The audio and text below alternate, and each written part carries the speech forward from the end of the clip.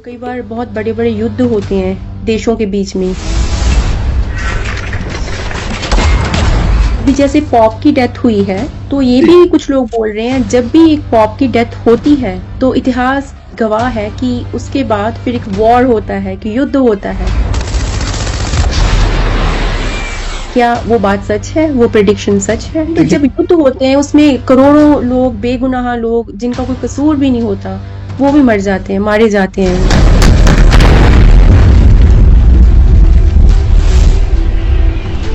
ये सब यूनिवर्स की प्लानिंग के साथ होता है, उनकी मर्जी के साथ होता है, क्योंकि हम तो ये बोलते हैं ना कि इस दुनिया में जो भी हो रहा है उसकी मर्जी से और उसकी रजा से हो रहा है।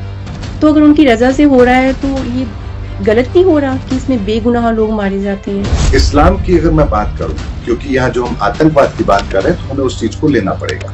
वो कहते हैं, हमारे हदीस में लिखा हुआ है कि जहां भी काफिर मिले आप उसको मारो, ये बहुत पुण्य का कार्य है, अल्लाह इससे खुश होता है। तो आप एक बात बताइए कि जो अल्लाह सबसे ताकतवर है, जिसके बारे में कुरान में भी लिखा गया है, क्या उसे अपने बात मनवाने के लिए आपकी जरूरत है?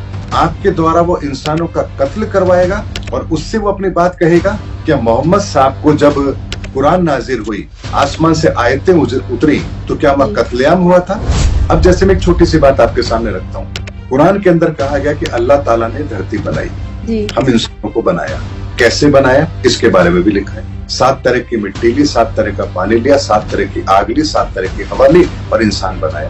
भाई 7 ही क्यों ली? हमारे शास्त्रों में भगवान श्री कृष्ण के जन्म का समय दिया गया है।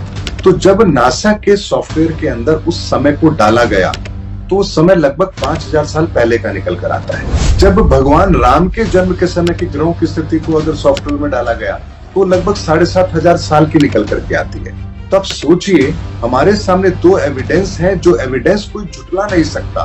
हम उन एविडेंस को ना मान करके हम उन व्याख्याओं को महत्व दे रहे हैं जो व्याख्याएं गलत हैं। ईसाई धर्म के गुण क्या है कि वो परमार्थ की भावना रखते हैं, जन कल्याण की भावना रखते हैं। तभी तो आप देखें ईसा मसीह सूली पर टंगे हैं और क्या कह रहे हैं, ईश्वर इन्हें माफ कर देना क्योंकि ये नहीं जानते क्या कर रहे हैं। अब सोचिए, 6 दिन तक वो सूली पर टंगे हैं, हाथों में, पाँव में, छाती पर कीले हैं, और उसके बाद भी वो क्या कह रहे हैं।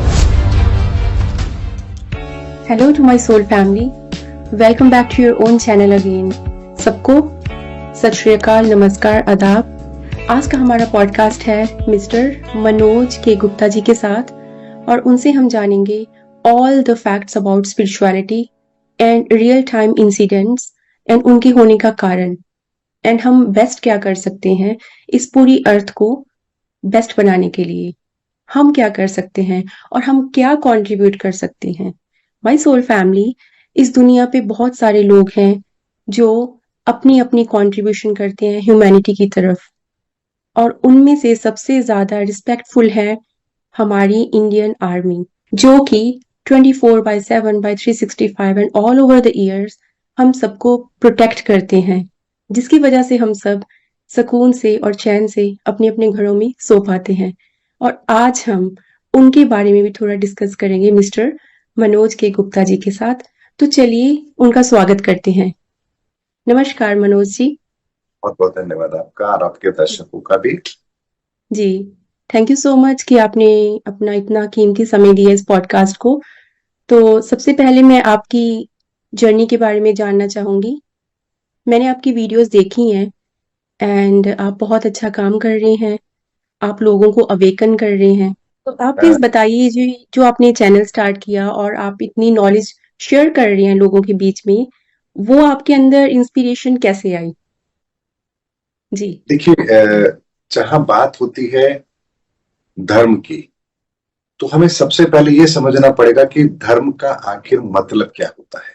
जी अगर मैं आपसे कहूं कि हम पूरी दुनिया के अंदर 800 करोड़ लोग हैं, जी जी 800 करोड़ लोगों में से कितने लोग हैं? मैं अगर आपसे कहूं तो 2.16 मिलियन के करीब, यानी कि 216 करोड़ के लोग ईसाई धर्म को मानने वाले हैं। 191 करोड़ लोग इस्लाम धर्म को मानने वाले हैं। लगभग 130 करोड़ के आसपास या 120 करोड़ के आसपास लोग हिंदू धर्म को मानने वाले इस दुनिया के अंदर है। आखिर ऐसा क्या है कि इस दुनिया में रहने वाला प्रत्येक व्यक्ति किसी न किसी धर्म को मानता जरूर है, चाहे वो किसी उनको माने। अगर कोई कहता मैं किसी धर्म को नहीं मानता, तो भी वो किसी न किसी चीज को मानता जरूर है। वो इस विचारधारा को मानेगा कि हाँ, अच्छे कर्म करो, माता पिता की सेवा करो या प्रकृति की पूजा करो, यानी किसी न किसी चीज पर वो आकर टिकेगा जरूर कि हाँ, इस यूनिवर्स को बनाने वाला कोई तो है और किसी मैकेनिज्म के तहत ये चीज चलती भी है। ऐसे में धर्म हमारे बीच में शामिल ही इसलिए किया गया है ताकि हम अपने इस जीवन के अंदर जो रोल हमें मिला है उसको हम बेहतर तरीके से निभा पाए, और हमारे साथ साथ जो लोग इस धरती पर इस समय पर हैं उन लोगों को हम कैसे बेहतर जिंदगी देने में अपना योगदान कर पाए। इसको ऐसे समझिए कि हमारे शरीर का एक मैकेनिज्म है।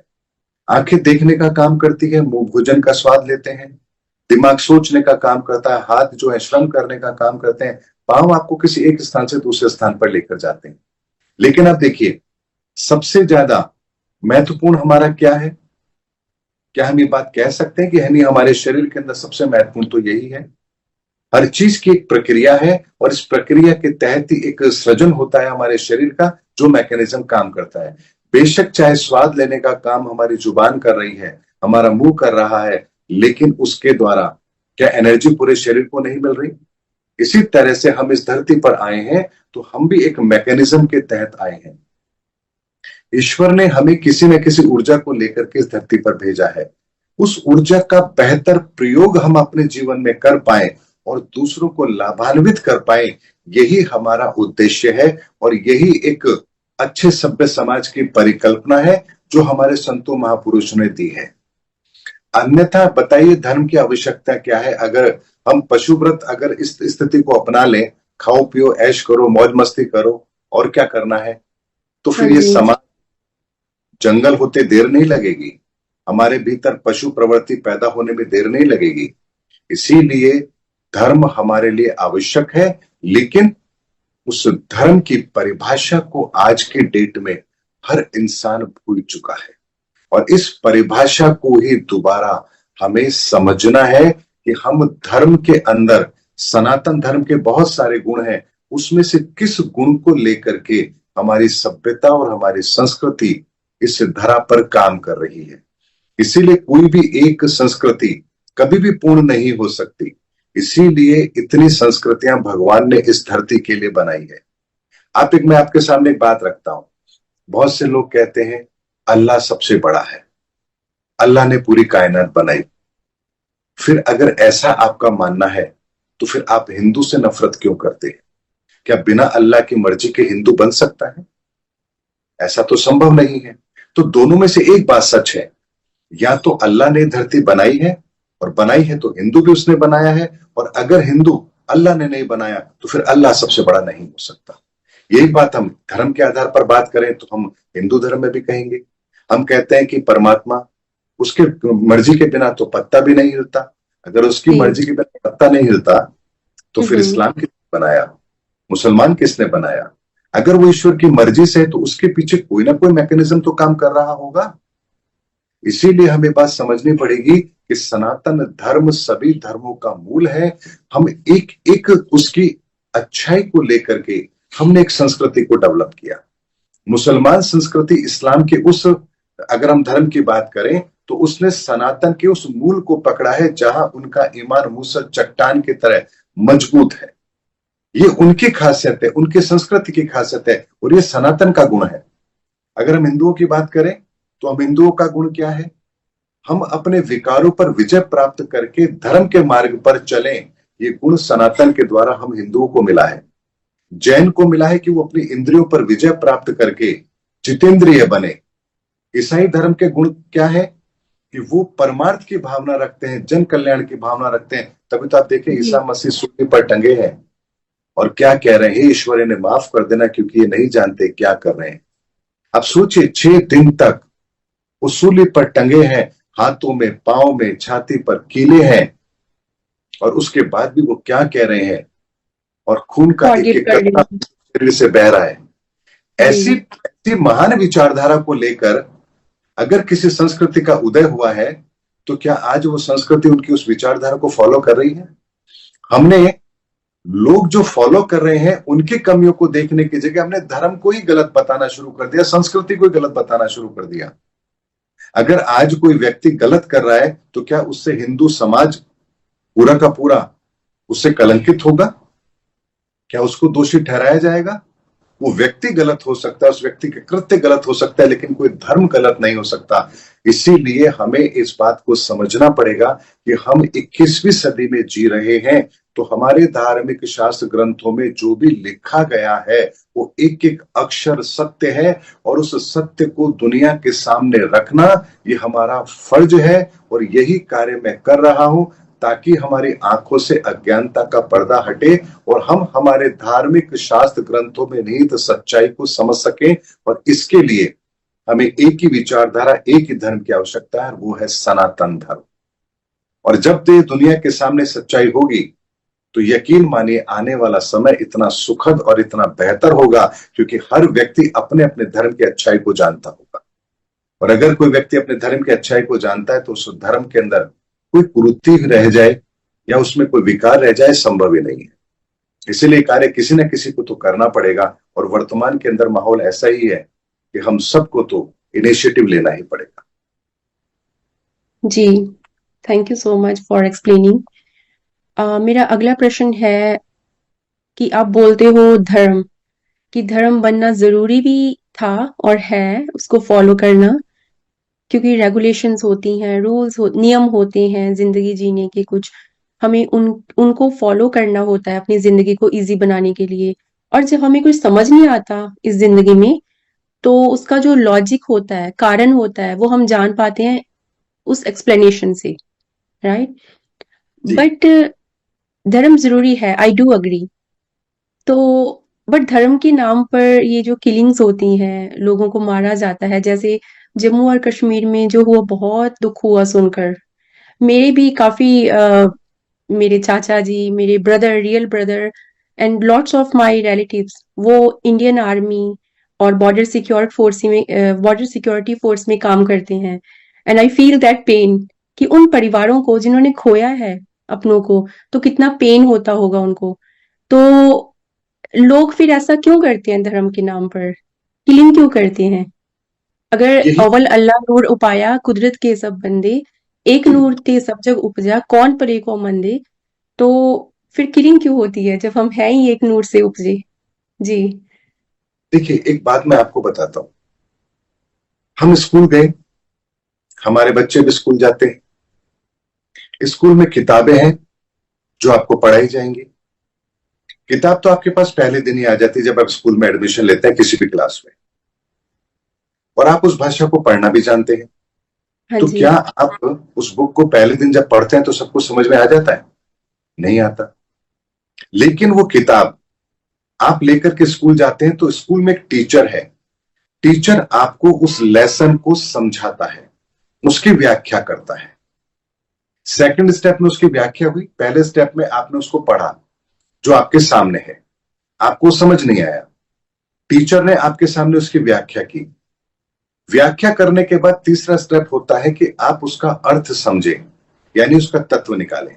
अब इस बात को ऐसे समझिए, आपके हाथ में बुक है, आपने पढ़ी, आपको समझ नहीं आ रही, टीचर ने उसकी व्याख्या कर दी।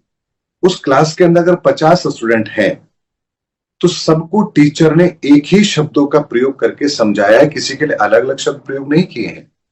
लेकिन कोई बच्चा है जो उसका अर्थ नहीं समझ पा रहा, वो फेल हो गया। कोई बच्चा है जो उसका अर्थ समझ रहा है लेकिन पूरी तरह से नहीं समझ पाया, वो एवरेज रहा। लेकिन एक बच्चा है जो उस अर्थ को पूरी तरह से समझ गया, उस क्लास का टॉपर है।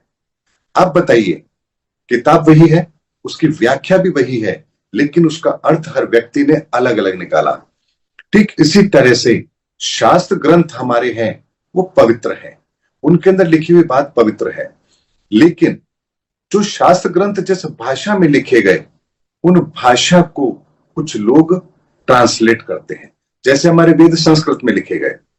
जी। अब संस्कृत का एक श्लोक हम लेते हैं, यदा यदा ही धर्मस्य ग्लानिर्भवति भारत अभ्युत्थानम् अधर्मस्य प्रजात्मानं सृजाम्यहम् परित्राणाय साधूनां विनाशाय च दुष्कृता धर्म संस्थापनार्थाय संभवामि युगे युगे। अब आपने संस्कृत में पढ़ लिया, अब आपको संस्कृत नहीं आती, अब आप क्या जी। करेंगे? आप किसी विद्वान के पास जाके बोलेंगे भाई इसका मुझे अर्थ बताओ, अब आपको हिंदी में अर्थ बताएंगे कि भाई भगवान श्री कृष्ण ने कहा इस युग में जब जब धर्म की हानि होती है मैं आता हूं। अब इसका अर्थ आप क्या निकालेंगे? महत्वपूर्ण यह है कि इसका अर्थ आप अगर सही निकाल पाए तो आपको इस श्लोक का अर्थ समझ आएगा, ये आपके जीवन में सहायक है, अन्यथा ये आपके किसी काम का नहीं है। ठीक इसी तरह से इस्लाम की किताब है कुरान, बाइबल हो, हमारी गीता हो, उपनिषद हो, शास्त्र हो, उनमें जो कहा गया है कुछ लोगों ने उसकी व्याख्या की है। व्याख्या करने वालों ने अपनी बुद्धि के आधार पर वहां वो शब्द प्रयोग किए। अब उन शब्दों का अर्थ हम क्या लगा रहे हैं ये हमारे विवेक पर निर्भर करेगा। जैसे इस्लाम की अगर मैं बात करूं, क्योंकि यहां जो हम आतंकवाद की बात कर रहे हैं तो हमें उस चीज को लेना पड़ेगा। वो कहते हैं हमारे हदीस में लिखा हुआ है कि जहां भी काफिर मिले आप उसको मारो, ये बहुत पुण्य का कार्य है, अल्लाह इससे खुश होता है। तो आप एक बात बताइए कि जो अल्लाह सबसे ताकतवर है, जिसके बारे में कुरान में भी लिखा गया है, क्या उसे अपने बात मनवाने के लिए आपकी जरूरत है? आपके द्वारा वो इंसानों का कत्ल करवाएगा और उससे वो अपनी बात कहेगा? क्या मोहम्मद साहब को जब कुरान नाजिर हुई, आसमान से आयतें उतरी, तो क्या वह कत्लेआम हुआ था? उस अल्लाह के लिए आपको संदेश देना तो बाएं हाथ का खेल है। जैसे उसने मोहम्मद साहब को उस कुरान का संदेश उनके सामने नाजिर किया, क्या वो आपके सामने नहीं कर सकता? बिल्कुल कर सकता है, लेकिन आप उसके मैकेनिज्म को तो समझिए। अरे जो मोहम्मद साहब खुद उन दुष्टों से बच करके छुपते फिरे, जिनके परिवार को उन लोगों ने कत्ल किया, आप कहते हैं वो ये बात कह रहे हैं कि जहां काफिर मिले कत्ल करो, तो क्या वो नहीं अपने विरोधियों को जवाब दे सकते थे? वो तो स्वयं उस परिस्थिति से जूझे हैं और आप कहते हैं कि हमारे कुरान में लिखा है कि जहां काफिर मिले उसका कत्ल करो। लेकिन बात आती है, ये बात पहली बात तो ये कुरान में होनी नहीं चाहिए। अगर मान लीजिए किसी विद्वान ने वहां पर यह व्याख्या लिख दी, तो क्या उस विद्वान के लिखने के पीछे क्या उसकी सच्चाई ये रही होगी? अगर इसको भी हम धर्म के पैमाने पर देखें तो क्या यहां पर इसका अर्थ यह नहीं होगा कि आप अपने भीतर के अवगुणों को, जो आपके अंदर विकार हैं, क्या आप उन विकारों को नहीं मारेंगे? अगर आप उन विकारों को नहीं मारेंगे तो आप अल्लाह की रहमत कैसे प्राप्त कर सकते हैं? क्या इसका अर्थ, इसका मर्म यह नहीं होगा? लेकिन हमने अपने विकारों को तो छोड़ दिया, हम दूसरों को दंड देने चले हैं। ये ऐसी घृणित मानसिकता धर्म के आधार पर ही हमारे बीच में शामिल कर दी है उन लोगों ने जिन्हें धर्म का व्यापार करना था। ऐसा ही एक उदाहरण हमारे हिंदू धार्मिक शास्त्र ग्रंथों में मिलता है। महाभारत के अंदर इस समय की गणना का एक उदाहरण दिया गया कि देवताओं का वश कितना होता है, ब्रह्मा जी का वश समय कितना होता है, इस धरती का समय कितना होता है, और वहां उन्होंने व्याख्या दी। लेकिन उसमें कहीं भी उन्होंने उस कैलकुलेशन में यह नहीं लिखा कि इस व्याख्या के पीछे मैं देवताओं के समय को कैलकुलेट कर रहा हूं। लेकिन जिसने भी उसको ट्रांसलेट किया उसने देवताओं के वर्षों से कैलकुलेशन की और समय निकाल दिया कि कलयुग का समय 4,32,000 साल है जी। और आप देखिए कि बड़े बड़े धर्म गुरु भी अपने पद पर बैठ करके ये कहते हैं कि कलयुग की सीमा तो जो आयु है वो 4,32,000 साल है, जबकि महाभारत के अंदर, संस्कृत के श्लोक के अंदर कहीं भी उन्होंने ये नहीं लिखा कि इसकी आयु की गणना हम धरती लोक से न करके हम देवताओं के समय की गणना से करेंगे और इसीलिए 4,32,000 साल होगा। कहीं भी नहीं लिखा। लेकिन व्याख्या करने वाले ने जो लिखा और समझने वाले ने उसका जो मतलब निकाला, उसके आधार पर उसने लिख दिया 4,32,000 साल। अब इन बातों को हम प्रमाणित कैसे करें? प्रश्न आता है कि इनका एविडेंस क्या है? कोई तो ऐसा एविडेंस होगा। तो यहां मैं आपको एक बात बताता हूं, जब हम ग्रहों की गणना करते हैं, ये ग्रहों की जो रोटेशन है, उनकी जो मूवमेंट है, ये फिक्स्ड है। यानी आप आज ये कैलकुलेट लगा सकते हैं, कैलकुलेशन कर सकते हैं कि आज के 5,000 साल बाद किस दिन सूर्य ग्रहण होगा, कितने बजे होगा, कितने मिनट के लिए होगा और कहां दिखेगा। आज के 5,000 साल बाद की बात कर रहा हूं मैं, आगे की। ये भी आज आप कैलकुलेशन लगा सकते हैं। तो ऐसे में हमारे शास्त्रों में भगवान श्री कृष्ण के जन्म का समय दिया गया है। तो जब नासा के सॉफ्टवेयर के अंदर उस समय को डाला गया तो उस समय लगभग 5000 साल पहले का निकल कर आता है। जब भगवान राम के जन्म के समय की ग्रहों की स्थिति को अगर सॉफ्टवेयर में डाला गया तो लगभग 7500 साल की निकल करके आती है। तो अब सोचिए, हमारे सामने दो एविडेंस हैं, जो एविडेंस कोई झुटला नहीं सकता। हम उन एविडेंस को ना मान करके हम उन व्याख्याओं को महत्व दे रहे हैं जो व्याख्याएं गलत है। तो यहां पर साइंटिफिक एविडेंस हमेशा मौजूद रहे हैं इस धरती पर शर्त यह है कि हम उस मानसिकता से उस चीज को समझने को तैयार तो हों। अब जैसे मैं एक छोटी सी बात आपके सामने रखता हूं। कुरान के अंदर कहा गया कि अल्लाह ताला ने धरती बनाई जी। हम इंसानों को बनाया। कैसे बनाया इसके बारे में भी लिखा है। 7 तरह की मिट्टी ली, 7 तरह का पानी लिया, 7 तरह की आग ली, 7 तरह की हवा ली और इंसान बनाया। भाई 7 ही क्यों ली? 7 तरह की आग कौन सी होती है, आपने कभी सुनी है? 7 तरह का पानी हो सकता है, अलग अलग समुद्र का पानी हो सकता है। 7 तरह की हवाएं, ये कैसे होंगी? तो यहां 7 का एलिमेंट अगर उन्होंने यूज किया और कहा कि इन 7 तरह की इन चीजों को लेकर इंसान को बनाया, तो आपको ये समझना पड़ेगा साइंटिफिक एविडेंस के आधार पर कि इस ब्रह्मांड में 7 ही ऊर्जाएं हैं। और उसका एविडेंस हमारे शरीर में मौजूद है कि हमारे शरीर के अंदर 7 ऊर्जा चक्र हैं। तो इस 7 ऊर्जाएं जो ली गई हैं, इनमें भी 5 तत्व होते हैं। पृथ्वी तत्व, अग्नि तत्व, आकाश तत्व, जल तत्व, वायु तत्व, ये बहुत सारे तत्व हैं। 5 तरह के तत्व हैं। तो मिट्टी ली, ये पृथ्वी तत्व, आग ली, ये अग्नि तत्व, जल लिया, ये पानी का तत्व, वायु ली यानी हवा ली, ये वायु तत्व। तो 4 तत्वों के 7 ऊर्जाओं के रूप को लेकर इंसान बनाया। ये बात तो साइंटिफिक एविडेंस के साथ कही गई है। लेकिन इसको धर्म के चश्मे के साथ देखोगे तो आपको ये बात बड़ी अजीब सी लगेगी। अरे यार, 7 तरह की मिट्टी ली, 7 तरह का पानी, 7 तरह के, अरे 7 तरह की आग कैसे हो सकती है? तो भाई ये अग्नि तत्व का विस्तार भी 7 ऊर्जाओं में है। कैसे है?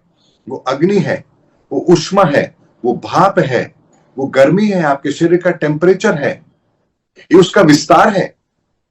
तो इसी तरीके से अब यहां 4 तत्व हैं, लेकिन इंसान उसके पास 5 तत्व हैं। तो 5वां तत्व कहां सक्रिय हुआ? 5वां तत्व हुआ मोहम्मद साहब के समय पर, जहां मोहम्मद साहब को 5वां तत्व अर्थात उस आकाश तत्व से वो ज्ञान उनको नाजिल हुआ, वो कुरान उनको नाजिल हुई। यहां फिर 5वां तत्व भी सक्रिय हुआ, तब जाकर वो धर्म बना इस्लाम धर्म। जी। ये बहुत साइंटिफिक एविडेंस के साथ समझने वाली बात है। ये कथा कहानियों का विषय नहीं है, लेकिन इंसान सुनना ही नहीं चाहता क्योंकि उनका हित प्रभावित होता है।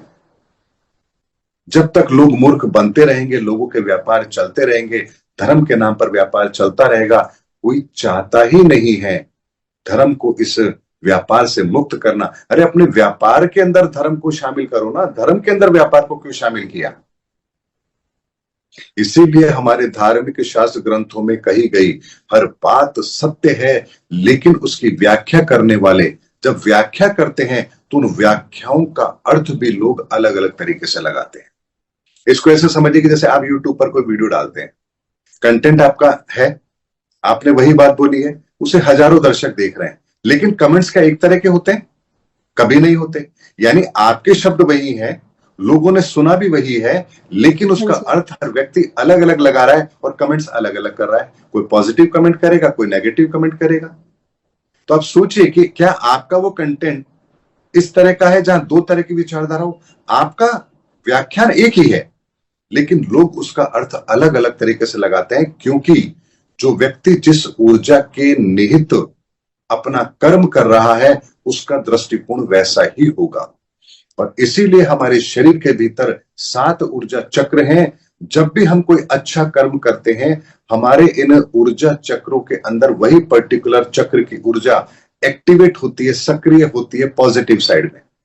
अगर कोई आप गलत कर्म कर रहे हैं तो आपके भीतर वो नेगेटिव ऊर्जा क्रिएट होगी जो आपके उस चक्र की ऊर्जा को डैमेज करेगी। और यही चक्रों का ऊर्जा का लेवल डैमेज होना और उसका पॉजिटिव होना, यही आपके जीवन में आपको मोटिवेट करता है किसी काम को करने के लिए। और वो जो काम आप कर रहे हैं उससे ही आपकी गति तय हो रही है, आपका भविष्य तय हो रहा है।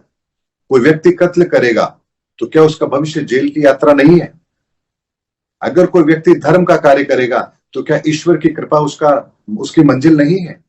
अगर कोई बच्चा स्कूल जा रहा है, पढ़ेगा, तो क्या डिग्री उसे नहीं मिलेगी? क्या उसका भविष्य नहीं है? अगर कोई बच्चा स्कूल जा रहा है, नहीं पढ़ेगा तो फेल होगा, ये क्या उसका भविष्य नहीं है?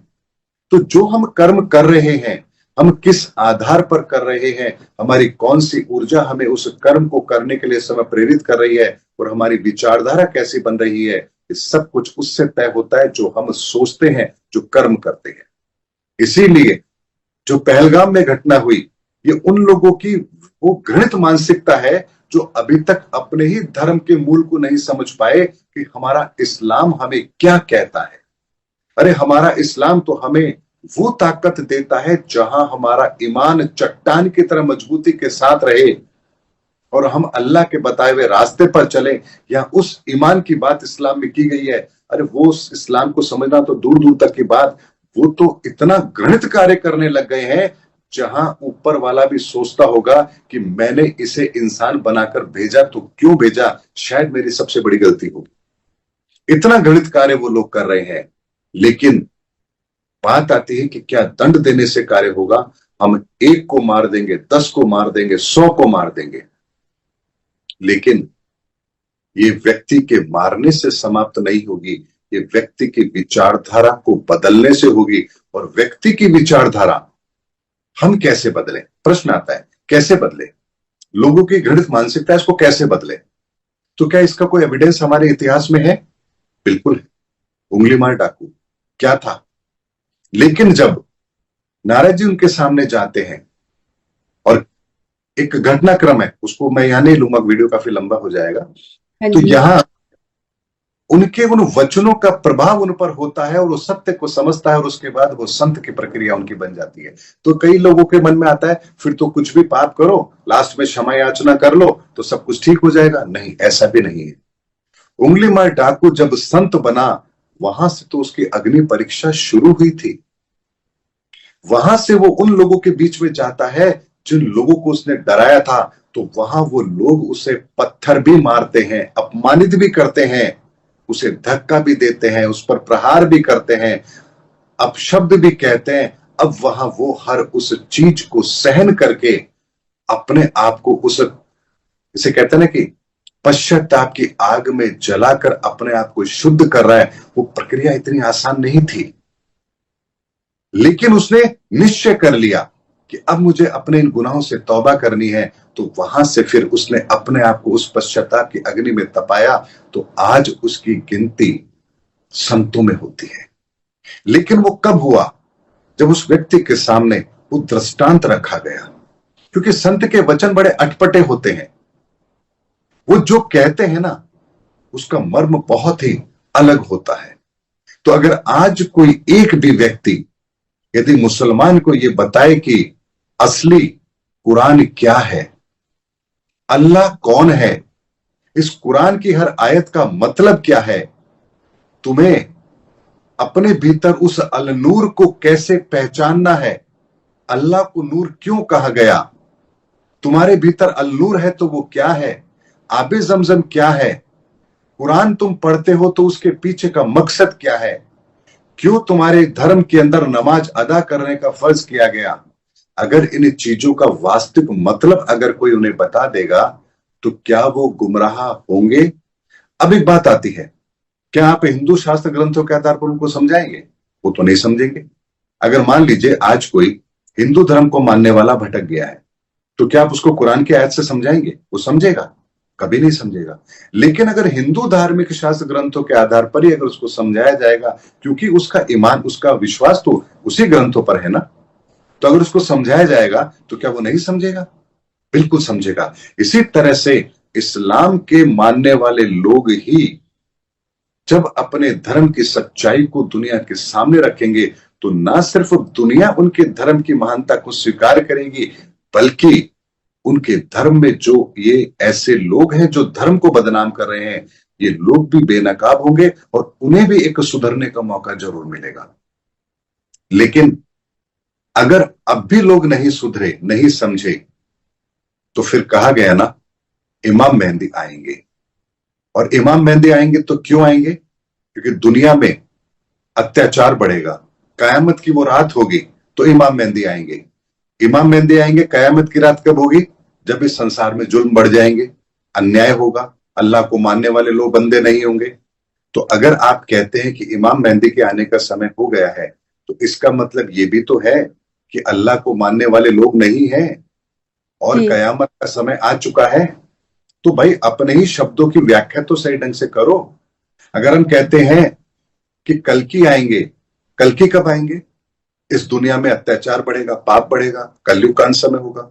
तो अगर कल्कि के आने का समय है तो आप इस बात को तो स्वीकार करो कि इस समय धर्म की हानि हो चुकी है, पाप बढ़ चुका है। द सेवियर आएंगे, ईसाई धर्म में कहा गया, तो आप इस बात को तो समझो कि हाँ वो समय आ चुका है जब हम अधर्म के रास्ते पर इतना आगे जा चुके हैं कि अब इसमें सुधार की कोई गुंजाइश ही नहीं है। तो उसे रिस्ट्रक्चर करने के लिए द सेवियर, इमाम मेहंदी और कल्कि आएंगे ना, और तीनों का टाइमिंग तो यही है। तो हम क्यों नहीं थोड़ा सा भी दिमाग लगाते कि अरे समय एक है, आने वाला पर्सनालिटी भी एक है, तो फिर कहां हमसे चूक हो रही है, हम कहां समझ नहीं पा रहे हैं समय को। हमें विचार तो करना पड़ेगा। भगवान ने बुद्धि दी है, लेकिन हमारे विचारों में ये बात क्यों नहीं आती? इसलिए नहीं आती क्योंकि हमारी मति के अंदर गणपति विराजमान नहीं है, वो सकारात्मक ऊर्जा विराजमान नहीं है, वो ब्रह्मांड का चौथा तत्व विराजमान नहीं है जो हमें ये सोच देता है। और जानते हैं निकोला टेस्ला एक साइंटिस्ट हुए हैं, उन्होंने कहा अगर मुझे 369 की अगर ये इसका रहस्य पता लग जाए तो मैं ब्रह्मांड के बहुत बड़े रहस्य को सुलझा सकता हूं। हाँ जी, जो आपने अभी अभी कहा 369, मैंने भी इसके बारे में एक बुक पढ़ी है, निकोला टेस्ला साइंटिस्ट। और अगर हम देखें तो 9 मंथ्स एक बच्चा अपनी माता के गर्भ में रहता है। 9 जी देवियां हैं हिंदू धर्म में। 3 जो नंबर है, जो वाहेगुरु लिखते हैं, हम एक ओमकार लिखते हैं, उसमें वो जी नंबर आता है 3। ऐसे ही ओम में नंबर आता है, जब वो लिखते हैं अल्लाह उर्दू में, तब भी वो नंबर आता है 3। तो 369 ये बहुत बड़ी पावरफुल नंबर है। ये निकोला टेस्ला ने स्टार्ट की थी इसकी इन्वेंशन। जी अनफॉर्चुनेटली वो कंप्लीट नहीं कर पाए और होटल के एक रूम में उनकी डेथ हो गई। मैंने वो सब पढ़ा है। तो आप प्लीज थोड़ा इसके बारे में बताइए, 369 नंबर के बारे में, जो निकोला टेस्ला कंप्लीट नहीं कर पाए, कि आप इसके बारे में क्या जानते हैं। ये बहुत पावरफुल नंबर है जी। कि 369 के रहस्य को आपके सामने रखने से पहले जी मैं एक बहुत स्पेशल बात आप लोगों के चैनल पर बताना चाहता हूं। आपने सुना होगा भगवान शिव के बारे में, वो अर्धनारीश्वर है। जी ऐसा कॉन्सेप्ट आपको दुनिया में और कहीं मिलेगा? किसी और देवी देवता के साथ मिलेगा? कहीं नहीं मिलेगा। लेकिन भगवान शिव के साथ कहा जाता है वो अर्धनारीश्वर है। तो आपके मन में एक विचार आता हो ना, पॉसिबल कैसे है? एक शरीर आधा पुरुष का आधा स्त्री का कैसे हो सकता है? तो इस रहस्य को प्रकट करने के लिए ही भगवान शिव ने एक बार क्या किया, सभी देवताओं को बुलाया और सभी देवताओं को बुला करके कहा जाओ इस संसार का चक्कर लगाकर आओ, और जो सबसे पहले संसार का चक्कर लगाएगा, इसके रहस्य को जानकर आएगा, उसे ही प्रथम देव की उपाधि दी जाएगी। अब सभी देवता चले गए और भगवान गणपति भगवान शिव के चक्कर लगाते हैं, और चक्कर लगाने के बाद कहते हैं हे प्रभु, मैंने आपके रहस्य को जान लिया। जब सारे देवता आ गए उसके बाद भगवान शिव कहते हैं अच्छा गणेश, तुम बताओ तुमने किस रहस्य को जाना। तो यहां पर भगवान गणपति उस रहस्य को प्रकट करते हैं। वो कहते हैं कि आप ही हैं जिससे संसार की रचना हुई है, और आपके भीतर ही वो दोनों ऊर्जाएं समाहित हैं जिससे संसार की रचना हुई है। कैसी हुई? अब आप देखिए, 1 से लेकर 9 तक सिंगल डिजिट है। जी ये सिंगल डिजिट 9 क्यों है? क्योंकि 7 ऊर्जाएं और 9 आयाम इस ब्रह्मांड के अंदर है। इस बात को प्रूव करना हो तो आप ऐसे सोचिए कि एक पेपर को आप हाफ फोल्ड करते चलिए, वो 8 बार से ज्यादा फोल्ड नहीं होता। तो इस ब्रह्मांड के अंदर 9 ही आयाम है। ये विधा भी भगवान गणपति ने हमारे सामने रखी, और इसीलिए गणपति के नाम से गणित बनी। 9 तो यहाँ आयाम, आप इन सॉरी टू ऊर्जाओं इंटरप्ट, या 9 आयाम आप 9 डायमेंशंस को बोल रहे हैं, 9 लोक हैं, जो भू डायमेंशन, लोक। 7 जी एनर्जीज। जी ठीक है। ओके। अब यहाँ आप देखिए, पहली ऊर्जा के साथ आप पहली ऊर्जा को कनेक्ट करेंगे, यानी कि किसी भी चीज की फॉर्मेशन के लिए 2 तत्वों की आवश्यकता होती है। तो पहली ऊर्जा के साथ यदि पहली ऊर्जा समाहित हो रही है तो आपको सिंगल डिजिट मिलेगा 2। दो के साथ दो की ऊर्जा को समाहित करेंगे तो आपको सिंगल जो डिजिट मिलेगा वो मिलेगा 4। 3 के साथ 3 को कनेक्ट करेंगे तो आपको सिंगल डिजिट मिलेगा 6। 4 के साथ 4 को कनेक्ट करेंगे आपको सिंगल डिजिट मिलेगा 8। 5 के साथ 5 को कनेक्ट करेंगे तो आपको सिंगल डिजिट मिलेगा 1। 6 के साथ 6 को कनेक्ट करेंगे तो आपको मिलेगा 3। 7 के साथ 7 को कनेक्ट करेंगे आपको मिलेगा 5। और 8 के साथ 8 को करेंगे तो आपको सिंगल डिजिट मिलेगा 7। अब इस पैटर्न को बड़ा ध्यान से देखिए, आपको 2 4 6 8 मिल रहा है, उसके बाद 1 3 5 7 मिल रहा है, और फिर 9th जो मिल रहा है आपको 9 के साथ 9 को जोड़ेंगे तो 9 ही मिलेगा आपको। ठीक है, यानी वो ब्रह्मांड की 7 ऊर्जाएं, 9 आयाम, अगर उसी का एक तत्व दूसरे तत्व के साथ समाहित हो रहा है तो यहां जिस एनर्जी का फॉर्मेशन हो रहा है उसमें फर्स्ट 4 एनर्जी मेल एनर्जी है, सम संख्याएं हैं, और बाकी की 4 है वो फीमेल एनर्जी है। यानी भगवान शिव ने इस ब्रह्मांड की 9 ऊर्जाओं को, 9 डायमेंशन को अपने भीतर समाहित करके, अपने भीतर से ही एक तत्व को प्रकट करके जब उसके कॉम्बिनेशन को क्रिएट किया तो उनके पास वो ताकत आती है जो इस धरा पर कुछ भी उत्पन्न करने की क्षमता रखती है, क्योंकि यहां पर एनर्जी का फॉर्मेशन 2 तरह से हुआ, मेल एनर्जी और फीमेल एनर्जी, और इसीलिए कहा जाता है कि भगवान शिव अर्धनारीश्वर हैं। क्या भगवान गणपति की सुविधा से क्या हर चीज प्रूव नहीं की जा सकती? इस रहस्य को जब भगवान गणपति ने सभी देवताओं के सामने रखा तब यहां उन्हें प्रथम देव की उपाधि दी गई। अब उसके बाद आती है, हम बात कर रहे थे 369 की। 369 के अंदर बात समझिएगा कि 3 की एनर्जी और 6 की एनर्जी और 9 की एनर्जी कैसे काम करती है। पहली एनर्जी इस ब्रह्मांड की है वो है अग्नि तत्व, जिसका एक ऊर्जा स्रोत है सूर्य, इसीलिए इस ब्रह्मांड में अनंत सूर्य हैं। सेकंड एनर्जी होती है वाइब्रेशन, एयर, पानी, ये तीनों का कॉम्बिनेशन है। इसकी एनर्जी का सोर्स होता है चंद्रमा, इसीलिए आपके शरीर के अंदर जल तत्व की प्रधानता भी है और आपके मन के अंदर गति भी है, आपके विचारों में भी गति है। थर्ड एलिमेंट आता है मंगल का एलिमेंट, जिसमें किसी चीज का सृजन है, यानी आपके शरीर का निर्माण। तो फर्स्ट सेकंड थर्ड एनर्जी को मिलाकर के क्रिएशन होती है, इसीलिए 3 की एनर्जी के बिना इस संसार में कोई क्रिएशन हो ही नहीं सकती। और इसीलिए इन 3 क्रिएशन के साथ ब्रह्मा जी को जोड़ा गया और कहा गया सृष्टि की रचयिता है। फोर्थ एनर्जी जो होती है, फोर्थ डायमेंशन जिसकी हम बात करें, तो वहां पर आता है बुद्ध तत्व, यानी आपकी बुद्धि। यानी फोर्थ डायमेंशन के एक्टिव होने पर ऐसे जीव जंतुओं का निर्माण इस धरती पर होता है जो खुद निर्णय ले सकते हैं, खुद बच्चे पैदा कर सकते हैं, खुद मूव कर सकते हैं, खुद का भोजन खुद ढूंढ सकते हैं। और उसके बाद आता है फिफ्थ एलिमेंट, आप यहां पर एक्टिव होता है, जहां होता है ज्ञान का तत्व, जो हम मनुष्यों में मिला। हम मनुष्यों के अंदर पांचों तत्व सक्रिय है, इसीलिए हमारे पास में बुद्धि के साथ साथ ज्ञान भी है, हम इस चीजों को विजुलाइज भी कर सकते हैं। तभी देखिए हम जानवरों से श्रेष्ठ हैं, क्योंकि हम भूत भविष्य वर्तमान की कल्पना कर सकते हैं, जानवर नहीं कर सकता। अब 5 तत्वों से मिलकर के शरीर बना, तो ये इंसान बना, तो छठे तत्व के अंदर क्या हम इंसानों को संसाधन की आवश्यकता नहीं होगी? क्या तन ढकने के लिए कपड़ा, रहने के लिए मकान, क्या इनकी जरूरत नहीं होगी? तो यहां इस संसार का छठा तत्व, 6th डायमेंशन एक्टिवेट होता है, यानी इस धरती पर संसाधनों की उत्पत्ति। इसीलिए संसार के अंदर आप देखिए ऑक्सीजन या आपका गोल्ड, किसी भी तरह का धातु, पानी, हर चीज फिक्स्ड है। इस धरती के निर्माण के साथ ही सारी चीजें संसार को दे दी गई, हम केवल इसी का उपयोग करते हैं और इसका दुरुपयोग करते हैं।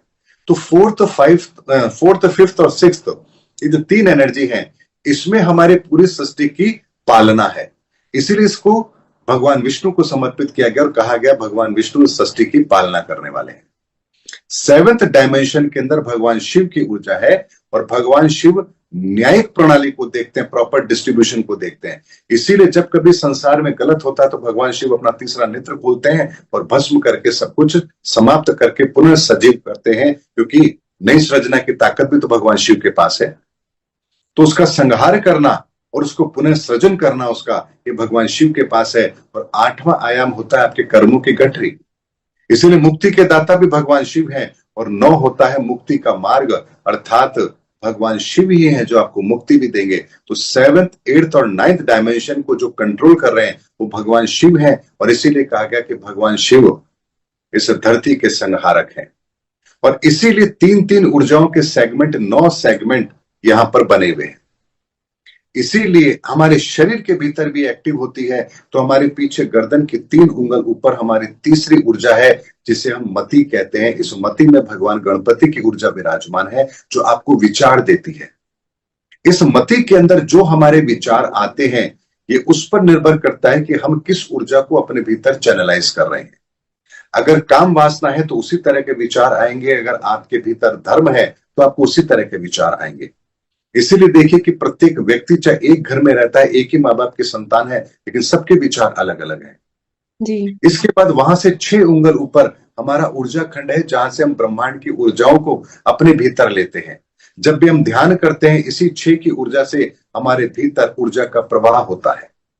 उससे 9 उंगल नीचे यहाँ भ्रकुटी है, जहां शिव तत्व विराजमान है, अर्थात वो आपका दिव्य दृष्टि, आपका ये जो स्थान है जहां माताएं बहनें जो तिलक निकालती है, थर्ड आई जिसे कहते हैं, यहां से 9 की ऊर्जा चैनलाइज होती है। इस तरह से आपके भीतर भी 3, 6, 9 की ऊर्जा चैनलाइज होती है। यानी 3 की ऊर्जा इस संसार के अंदर क्रिएशन का काम करती है, 6 की ऊर्जा इस संसार के अंदर एक प्रोसेस फॉलो करती है, जिससे वो चीज लगातार गतिमान रहे, और 9 की ऊर्जा इस संपूर्ण ऊर्जा के खराब होने पर पुनः उसे रिसाइकल करने का काम करती है। दैट इज 3, 6, 9 जी। वो ऐसे है जो अगर आपको पता है तो आप किसी भी जगह इसका प्रयोग करके आप बेहतर परिणाम ले सकते हैं। अब आप बताइए, अगर 369 की एनर्जी को हम अपने जीवन के अंदर अप्लाई करें तो क्या 3 की एनर्जी को चैनलाइज करेंगे, हमारे विचार सही नहीं होंगे? 6 की एनर्जी को अगर हम चैनलाइज करेंगे तो हमारे भीतर का सकारात्मक गुण प्रकट नहीं होंगे, और 9 की ऊर्जा को अगर हम चैनलाइज कर लेंगे तो क्या हम अपने पुराने पापों कर्म को नष्ट करके मोक्ष की प्राप्ति नहीं कर सकते? तो आपका कहने का मतलब है कि 9 means moksha, 9 means completion of a cycle. जी। इसीलिए तो देखिए 9 की ऊर्जा किसी में विभक्त करिए वो 9 ही रहती है। 9 पूरा क्यों है? और 9th डायमेंशन केतु को क्यों समर्पित है? 9th डायमेंशन केतु को इसलिए समर्पित है क्योंकि केतु मोक्ष का कारक है, ऊर्जाओं को पुनः उसी रूप में विभक्त करने का कारक है।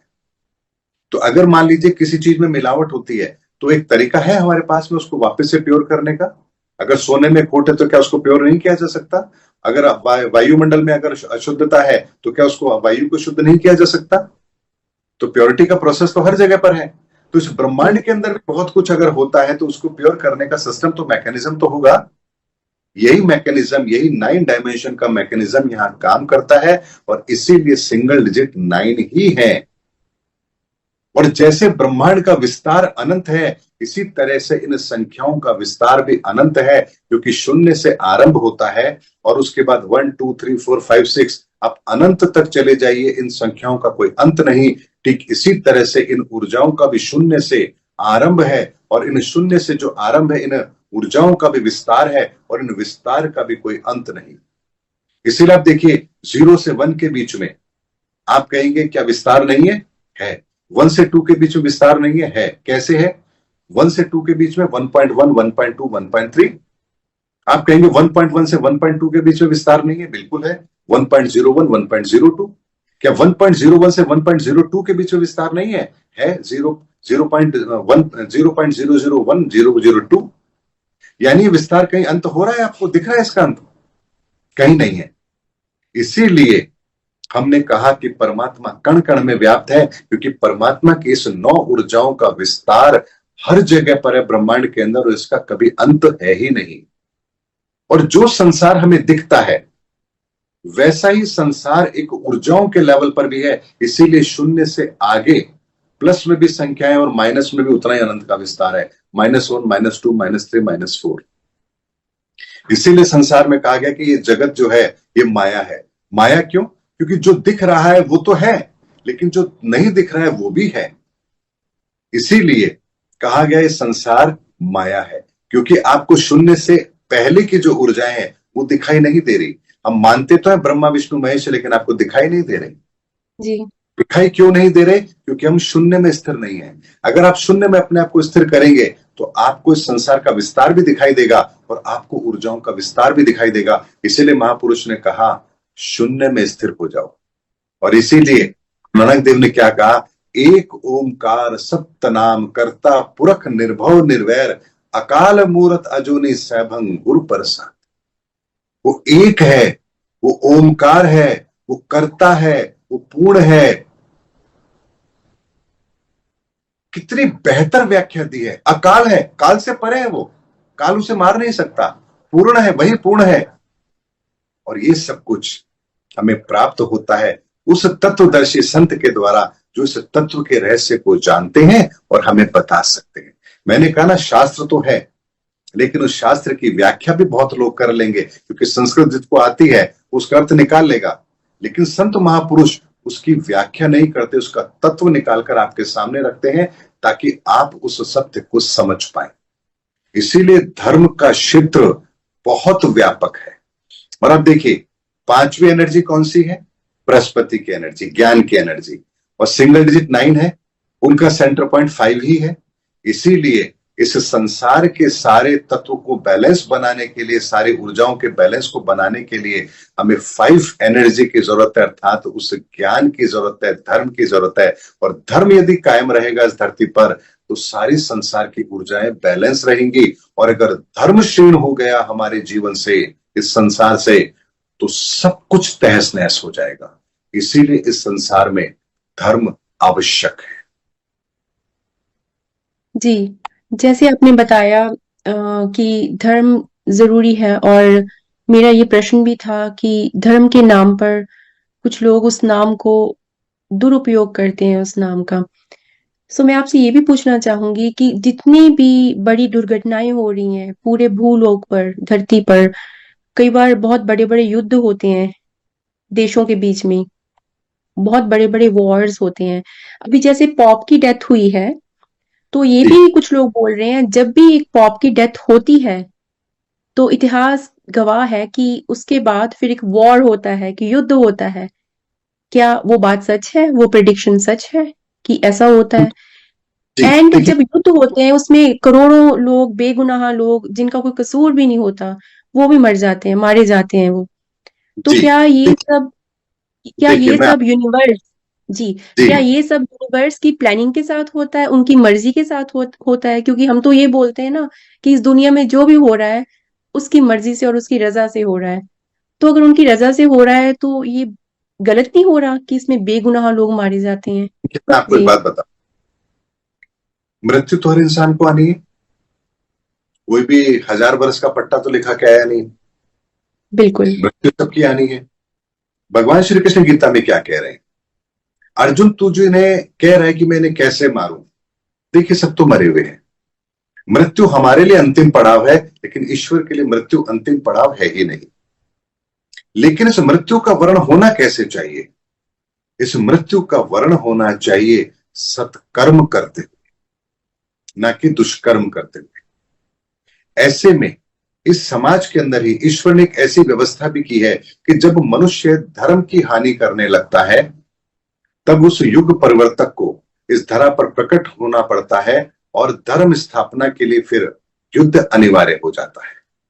लेकिन बात आती है कि क्या वर्तमान के युद्ध को हम उसी तरह का धर्म युद्ध मानेंगे? तो ये बिल्कुल भी ठीक नहीं होगा। वर्तमान का जो युद्ध है वो अहंकारों का युद्ध है। वर्तमान का जो युद्ध है हमारे अपनी घृणित मानसिकता का परिणाम है। आप मुझे बताइए, इसमें से ऐसा कौन सा युद्ध है जो इस बात पर हो रहा है कि मानवता की हानि हो रही है और जो लोग मानवता की हानि कर रहे हैं हमें उनको दंड देना है कोई? अमेरिका कहता है मुझे यूक्रेन के जो भंडार हैं वो चाहिए। रशिया कहता है मुझे यूक्रेन की धरती चाहिए। चाइना कहता है मुझे ताइवान चाहिए। पाकिस्तान जी। कहता है मुझे कश्मीर चाहिए। अरे भाई, चाहिए तो आपको धरती। तो मानवता के लिए कौन युद्ध कर रहा है? तो मानवता के लिए जो युद्ध करेगा वही धर्म युद्ध होता है। और धर्म युद्ध जब होता है तो अधर्मियों का नाश होता है। इसलिए वर्तमान में जो हो रहा है वो तो पाप जी। हो रहा है, चाहे किसी भी नाम पर हो। आज एक राष्ट्र अध्यक्ष अपनी महत्वाकांक्षा को पूरा करने के लिए किसी दूसरे देश पर आक्रमण कर रहा है तो इसे विस्तारवाद की नीति कहते हैं, इसे धर्म स्थापना नहीं कहते। भगवान श्री कृष्ण ने युद्ध को अंतिम विकल्प के तौर पर लिया था। द्रौपदी का चीरहरण सब कुछ होने के बाद भी भगवान श्री कृष्ण पांडवों को क्या कहते हैं, मैं एक अंतिम प्रयास जरूर करूंगा। और गए थे दुर्योधन के पास, कहा केवल 5 गांव दे दे, हम सब भूल जाएंगे। क्योंकि मानवता की क्षति बहुत बड़ी क्षति होती है। लेकिन दुर्योधन माना नहीं माना, बल्कि क्या कहा, बंदी बना लो इस ग्वाले को। तो भगवान श्री कृष्ण ने क्या कहा, अब तो युद्ध निश्चित है। अब जब युद्ध निश्चित है, अर्जुन कह रहा मैं युद्ध नहीं करूंगा, तो वहां भगवान श्री कृष्ण कहते हैं, उसे तत्व ज्ञान देते हैं, अरे ये समझ इस बात को अर्जुन, ये मृत्यु और ये जन्म ये सब कुछ मेरे ही द्वारा है।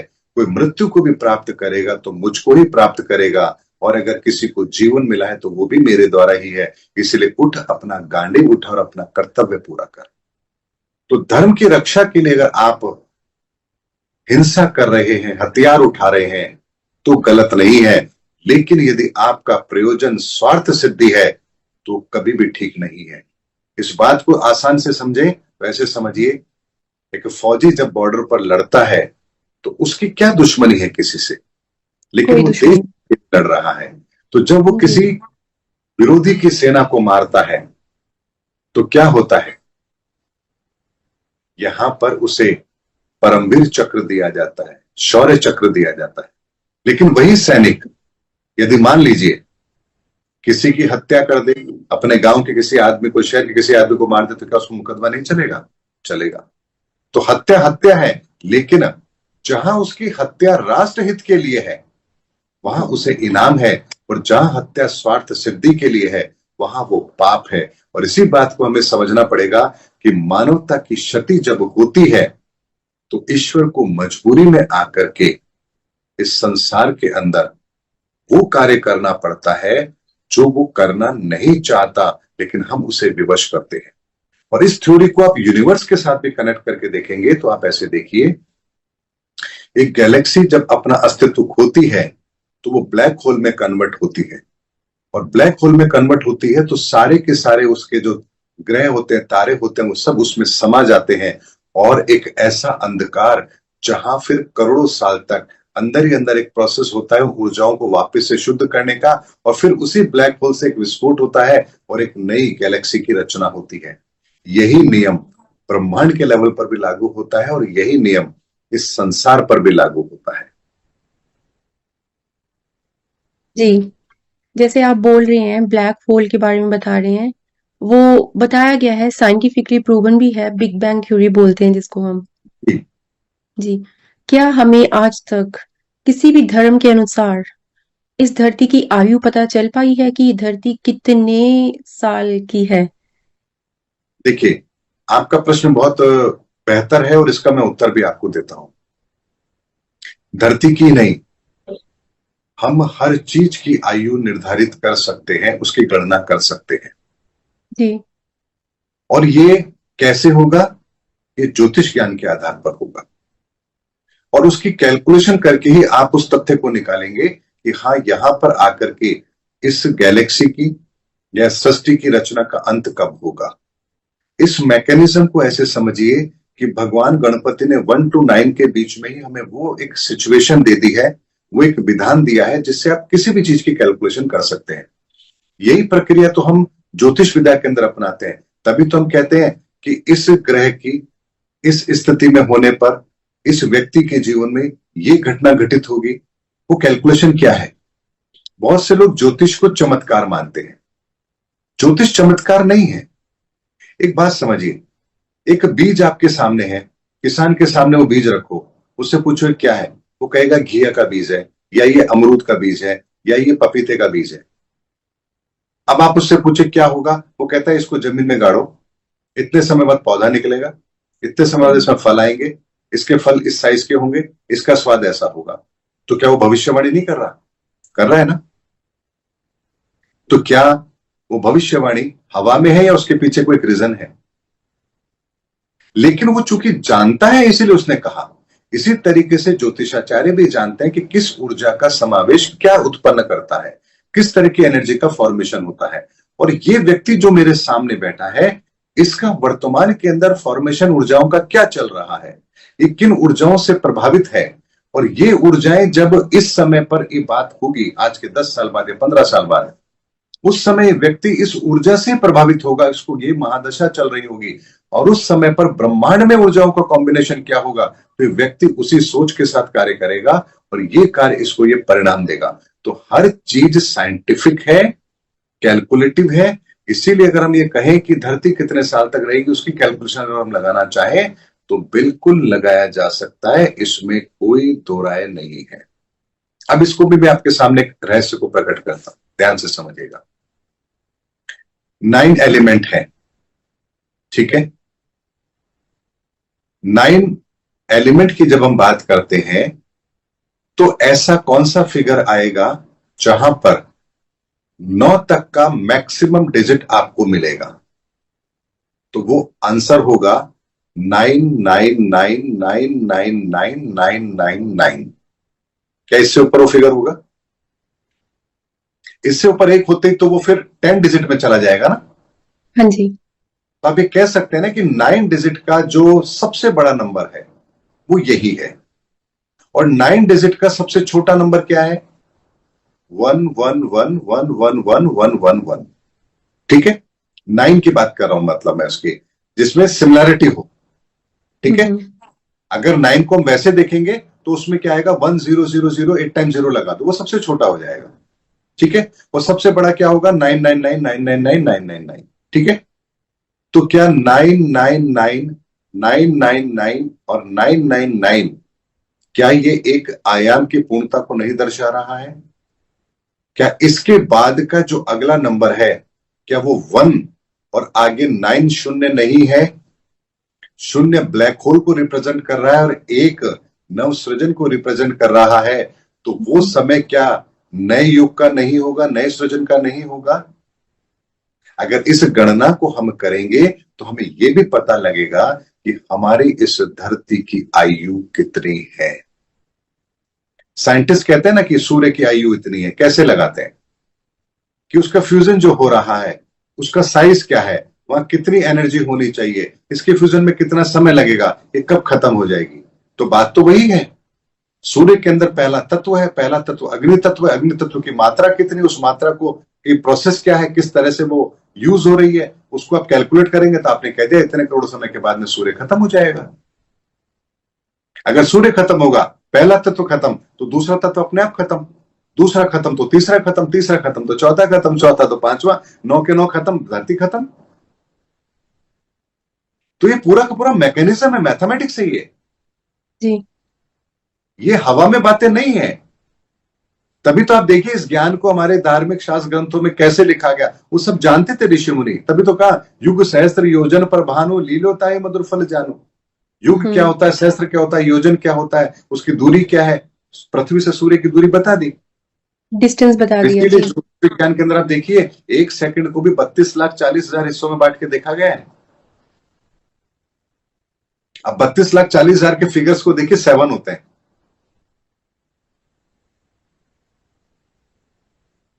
होते हैं ना 7, यानी 7 ऊर्जाएं हैं, 7 ऊर्जाओं का विस्तार है, और इसीलिए 1 सेकंड के भी इतने हिस्से होते हैं। और जानते हैं उसे क्या कहते हैं? एक त्रुटि कहते हैं। एक त्रुटि का मान होता है 1 सेकंड का 32,40,000वां हिस्सा। 7 त्रुटि मिलकर के एक रेणु, 60 रेणु मिलकर एक लव, 60 लव मिलकर एक लक्ष्य, एक लक्ष्य बनकर के 60 से एक प्राण बनता है, और प्राण की वैल्यू होती है 4 सेकंड। इतनी बारीकी से कैलकुलेशन है हमारे यहां पर। इसीलिए कोई भी चीज हवा में नहीं है, हर चीज के पीछे साइंटिफिक एविडेंस है। इस्लाम बना तो क्यों बना, उसके पीछे कारण क्या था, ईसाई धर्म बना तो क्यों बना, उसके पीछे कारण क्या था, उसके मूल सिद्धांत क्या है, किस लिए बने, आने वाले समय में उसकी क्या उपयोगिता थी, क्या महत्व था, हर चीज के पीछे साइंटिफिक एविडेंस मौजूद है। पर इंसान समझना तो चाहे। ईश्वर आखिरी मौका देंगे समझाने का, समझ आए तो ठीक है, नहीं तो उसके बाद फिर बात वही है जो हम थोड़ी देर पहले कर रहे थे, विनाश लीला तो जरूर होगी। फिर प्रकृति अपने तरीके से करेगी, फिर इंसान ही इंसान को मारेगा, या फिर कुछ बचेंगे तो बाकी प्रकृति का रौद्र रूप तांडव वो देखने को मिलेगा। और इसीलिए भगवान शिव का एक रूप है जिसे कहते हैं नटराज। नटराज का रूप क्या है? भगवान शिव जब तांडव करते हैं तो वो नटराज का रूप लेते हैं। और तांडव कब करते हैं? जब इस प्रकृति के सारे तत्वों को बैलेंस करना हो, तब भगवान शिव तांडव करते हैं, क्योंकि सृजन भी उनके पास है और संहार भी। इसीलिए देखिए, भगवान शिव के पास ये तीसरा नेत्र और किसी के पास है ही नहीं। उन्हें अगर अग्नि के द्वारा भस्म करना है तो नेत्र खोलते हैं, जल के द्वारा भस्म करना है तो अपनी जटा में गंगा को विराजमान करके बैठे हैं, और अगर धरती को करना है तो फिर उनके पास तांडव भी है। तो तीनों तत्वों को कैसे समाप्त करके नव सृजन करना है, ये ताकत भगवान शिव के पास है। और इसीलिए मस्तक पर गंगा, ललाट पर त्रिदेवों का वो त्रिनेत्र, ललाट पर वो त्रिनेत्र, और धरती के स्तर पर वो तांडव, नटराज का वो रूप। इसीलिए तीनों तत्वों को कैसे वापस से बैलेंस करना है, ये ताकत केवल और केवल भगवान शंकर के पास है। जी, जैसे आपने बताया कि धरती विनाश होगी, तो गुरु नानक देव जी ने बोला था कि धरती 36 टाइम्स ऑलरेडी हो चुकी है विनाश, एंड अभी ये जो चल रहा है 37th टाइम चल रहा है।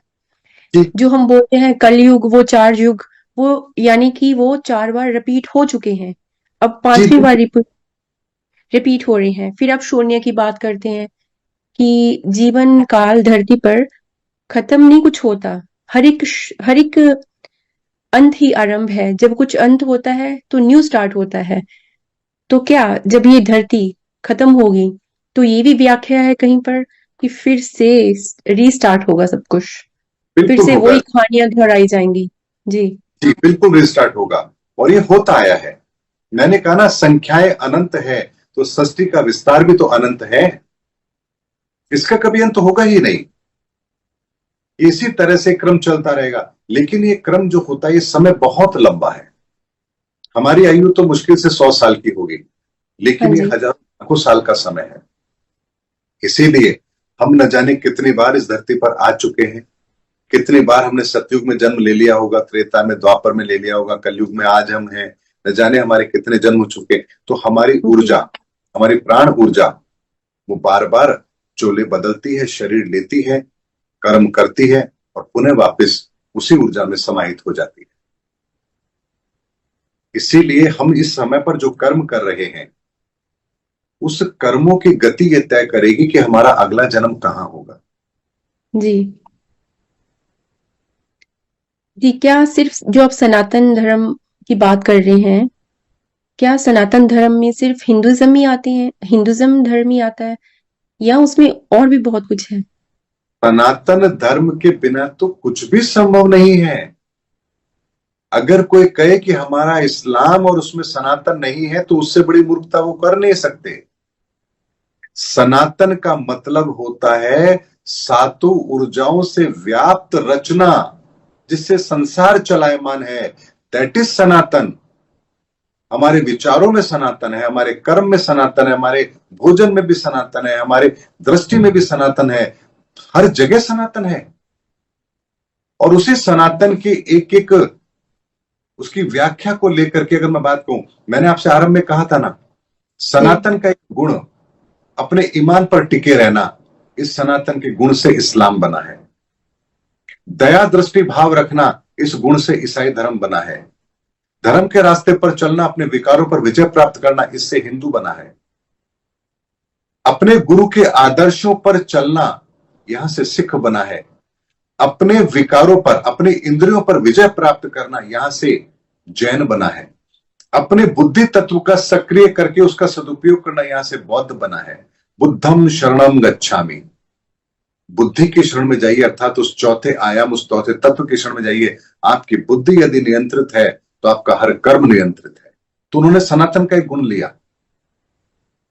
तो कोई आत्मा के तत्व पर, कोई प्राणों के तत्व पर, कोई शरीर के तत्व पर, कोई बुद्धि के तत्व पर, कोई ज्ञान के तत्व पर, हर तरीके से व्यक्ति सनातन के नियमों की ही पालना करता है। अगर आप कोई धन का दान कर रहे हैं, जैसे राजा जनक के लिए कहा जाता था, या राजा बलि हुए, उन्होंने अपना सब कुछ जो है दान कर दिया, तो यह उन्होंने क्या किया? अपने जीवन के अंदर अपने उस छठे तत्व शुक्र तत्व का इतना बेहतर सदुपयोग किया कि अपनी जितनी भी दौलत थी सब भगवान के चरणों में समर्पित कर दी। तो ये उस छठे तत्व का उत्कृष्ट उदाहरण है।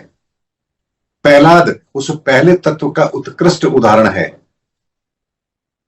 इसीलिए इस मैकेनिज्म को यदि हम समझेंगे तो इतना समझिए ब्रह्मांड का हर रहस्य हमें पता लग जाएगा। इसीलिए मैंने कहा ना कि मैं 369 के रहस्य को जानता हूं।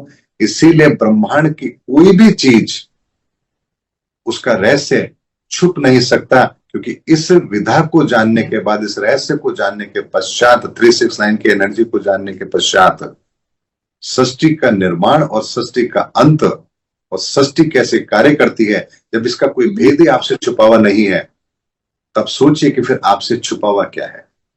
कुछ भी तो नहीं, क्योंकि सब कुछ तो इसी में निहित है। इसीलिए इस ज्ञान को, विज्ञान को हमें समझना पड़ेगा, और इस ज्ञान विज्ञान को समझने के पश्चात इंसान दुखी रह जाए, ये संभव ही नहीं है, संभव ही नहीं है।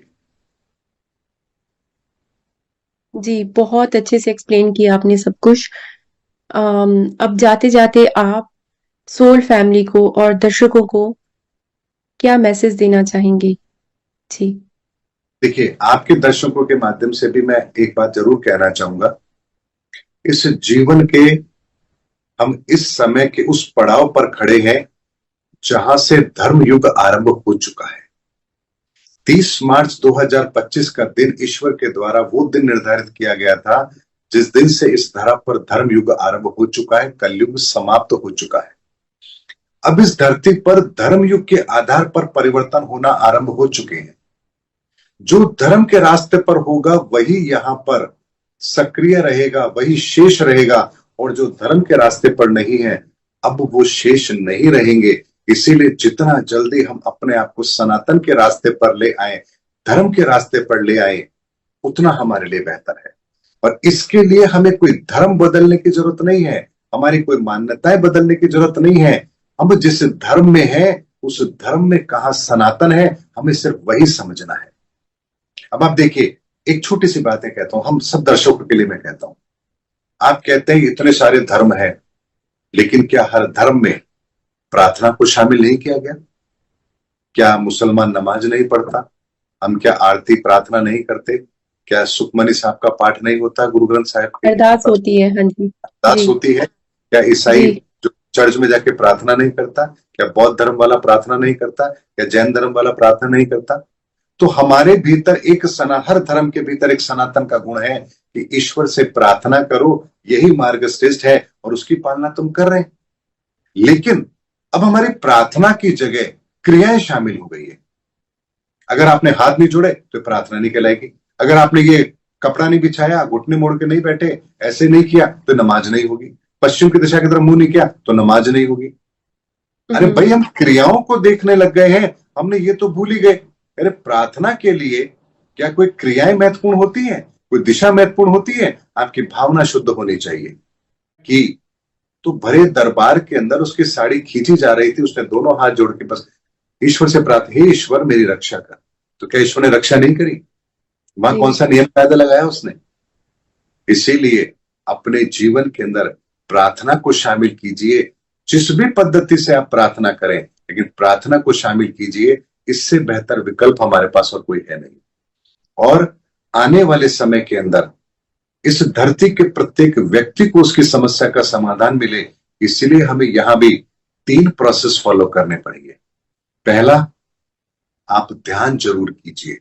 जैसे बैठ के करना है वैसे करिए। आपके धर्म के अनुसार अगर जैसे बैठना आपको इजाजत दी जाती है वैसे बैठिए, लेकिन ध्यान जरूर कीजिए।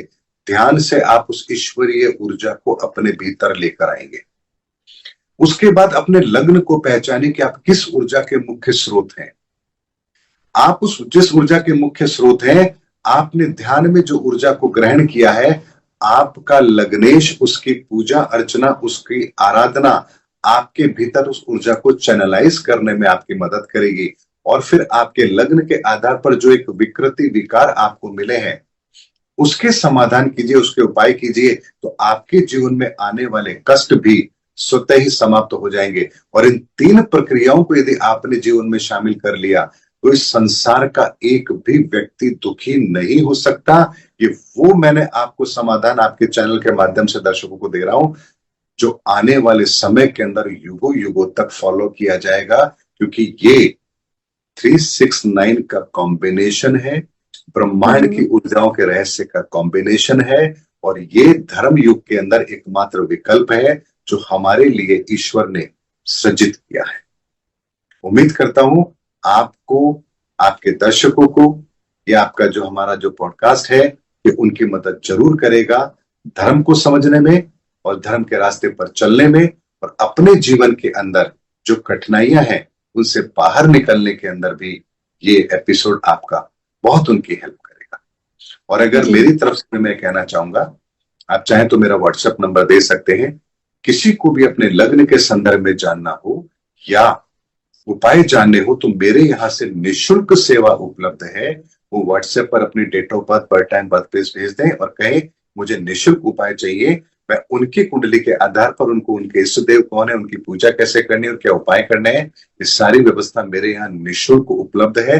वो इसका फायदा ले सकते हैं, हर व्यक्ति ले सकता है इस संसार का, क्योंकि ये जो मैकेनिज्म है ये मैंने 800 करोड़ लोगों को ध्यान में रखते हुए ईश्वर से प्रार्थना करके उनकी अरदास से ये चीज हमें मिली है। आप सबका बहुत बहुत धन्यवाद। बहुत बहुत धन्यवाद जी। तो my soul family, I hope कि आपको ये पॉडकास्ट बहुत अच्छा लगा होगा। जैसे कि मिस्टर गुप्ता ने कहा है कि 30th March of this year यानी कि 30 मार्च 2025 को कुछ तो ट्रांसफॉर्मेशन हुआ है इस धरती पर। तो हम सबको जरूरत है अपने आप के साथ जुड़ने की, प्रार्थनाएं, प्रेयर और अरदास करने की, जिससे हम सरबत का भला मांग सकें। आई होप आपको सबको बहुत ही ज्यादा नॉलेज मिली होगी। Thank you so much. Keep praying and be more spiritual.